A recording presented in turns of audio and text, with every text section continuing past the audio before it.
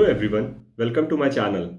In today's video, we will be discussing about the midcap funds which can be considered for investments. Now, what is a midcap fund? A midcap fund is a fund which invests in companies which are ranked from 101 to 250 based on their market capitalization. So what does it mean? So it means any company which has a market capitalization from 8,000 crores to 30,000 crores comes in the midcap universe. Now, how mid-cap is different from a large cap fund or a small cap fund? Mid-cap fund, if we compare with the large cap fund, provides additional alpha and is more volatile than the large cap fund. Whereas, if we compare mid-cap fund with a small cap fund, it is less volatile and provides less alpha or less returns against a small cap fund.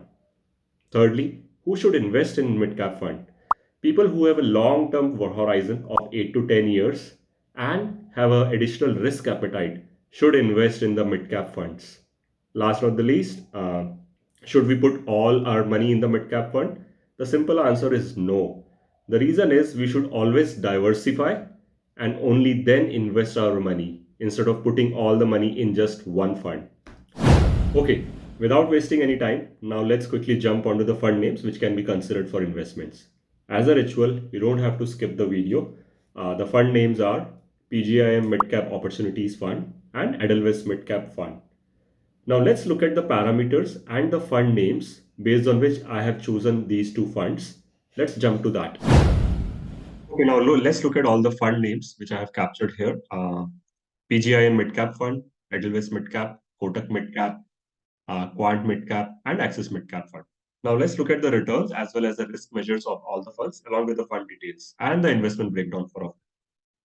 First thing first, let's look at the returns of all of the funds. 1 year return, if I look at, Axis Midcap has given minus 3.38% returns, which is the least. We'll look at the least returns first. I will highlight that in yellow color. For 3 year, again, if I look at all the funds, the least return is again given by Axis Midcap, which is 21.61%. If I look at 5 year returns, the least return is given by Kotak Midcap. We'll again highlight that in yellow. For 8 year return, if I look at all the funds, the least return is given by Axis Midcap again. I will highlight that in yellow color. Now let's look at the alpha. Alpha is nothing but how much additional return the fund has given on top of the benchmark. So for Axis Midcap, it's 1.08, and for rest, it is more than that. So I think that's the least. Again, I will highlight in yellow color. Now let's look at the expense ratio and exit float. So the expense ratio for most of the fund is at 0.5%, except Quant. So I will highlight Quant in. And if I compare, rest of them are pretty much same. And I will say Kotak Axis has little high, 0.54. I will highlight that. So I think if I look at the funds currently, without even looking at the beta and standard deviation, so if I look at beta and standard deviation also higher for these two, which is Kotak and Edelweiss, and the standard deviation is higher for Edelweiss. Now, if I look at the Axis Midcap Fund here, the returns are pretty bad. If you look at the 1 year time frame period, 3 year time frame period, as well as the 8 year time frame period. Similarly, at the expense ratio of 0.54, if I'm not getting returns, and even the alpha is quite subdued, I think this is a fund which can be taken out from the list, so we can eliminate this. We'll hide this particular fund. Now let's quickly look at rest of the four funds. So if I again compare the 1 year return, the 1 year return is least for PGI Midcap Fund. We'll highlight that in yellow color. For 3 year returns, the least is given by Kotak Midcap Fund. We'll highlight that in yellow color. 5 year, again, it is Kotak. 8 year returns, the least return is given by Edelweiss Fund. So I will highlight that in yellow color.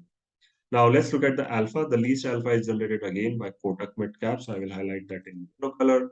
Beta, we have already seen, it's 0.97. So higher the beta, the more volatility it is. So that's why I've highlighted that in yellow.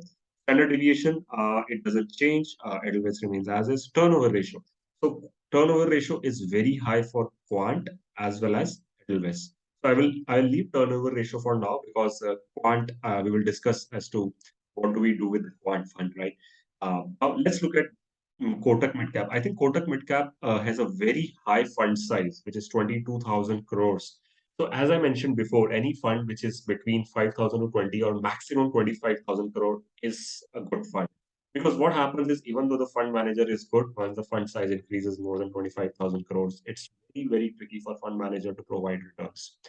So by keeping that in mind and the fund size and by looking at the other parameters like returns, alpha and beta, I believe Kotak fund is a fund which is very weak and can be eliminated from the list. I will just hide this particular fund. Now we are left with three funds. Now let's talk about Quant. Quant is one of the fantastic fund which has given amazing returns. So if you remember, I had discussed the same thing in my Quant small cap video also. Even if you look at the mid cap, the returns are 16, 37, 21, and 17%, which is phenomenal. But one thing, if you see here, the fund size of Quant is not even 1,000 crores. Why? The fund has been there for 9 years. Why? Because people don't still have trust in the fund or the management of the AMC. If you compare rest of the fund houses, they have close to 10 years in mid cap universe, but their fund size is quite big, close to 2,500 crores or maybe 7,000. So this is one thing which I'm not comfortable. Any fund size which is less than 3,000 or 2,000 crores, we should double check the AMC. And I'm not saying that this fund will not perform well. This is one of the criteria which I feel we should take care of. And along with that, the turnover ratio, if you see. The turnover ratio of quant fund is 178%. And for mid cap, its average is 40%, 40 to 50%, where the fund manager churns the portfolio. 178% is huge. Yes, it is good and bad. Good in the sense fund manager is very smart and keeps changing the portfolio. But again, I think a fund manager who doesn't have a thesis for long term, I somehow feel that that's not a good thing to do, or the right thing to do. So you can take your call because based on that reason, I am removing Quant from this listing. Otherwise, it is one of the best performing fund. So people who have little higher risk definitely go with the fund. Now we're left with two funds, PGIM and Edelweiss. So these are the two funds which have done quite well from risk reward ratio and return perspective. Now you might ask Puneet, can you tell me one fund so that I can invest one fund in mid cap and rest of the other funds I can invest other funds, rest of the category. So if I compare these funds, right, for 1 year, again, you will see that, again, the less return is given by PGIM. For 3 year returns, it's Edelweiss, which has given 28. For 5 year return, again, it's Edelweiss, which is given 14.98. And even for 8 year, Edelweiss has given these returns. Alpha is less for Edelweiss. Uh, Beta is again more, which means more volatile. And even standard deviation is more and turnover. So I think we know what we need to do if we need to select one fund. So if you want to select one fund, then it's PGI Midcap is the fund which we should select. Also, do look at the investment breakdowns. So this is again something which is dependent on fund manager, how fund manager wants to keep this investment breakdown. Some fund managers put 70%, some put 65%. So it ranges between 65 to 70% for the mid cap. Unless they can put maybe in small cap or large cap. So this is something which also investors can look at. And yeah, so I think this is all what I have for today's video. I hope it was interesting and you liked the video. So that's it. Quick summary of today's video. Investors who have long-term horizon of 8 to 10 years and who can take additional risk should invest in mid-cap funds. Mid-cap funds like PGIM Opportunities Mid-Cap Fund and Edelweiss Mid-Cap Fund can be considered for investments because it has fair risk to reward ratio. Thirdly, don't put all your money in one fund. Always diversify across AMCs and different mutual fund types. Last not the least, please start your SIP today. Please start your investments today so that you can achieve your goals and have a better life in future. If you feel the video was helpful, please like the video and subscribe to my channel. Also, if you would like to see any additional videos on mutual fund or finance, please help update the same in comment box. Till then, thank you. Bye-bye.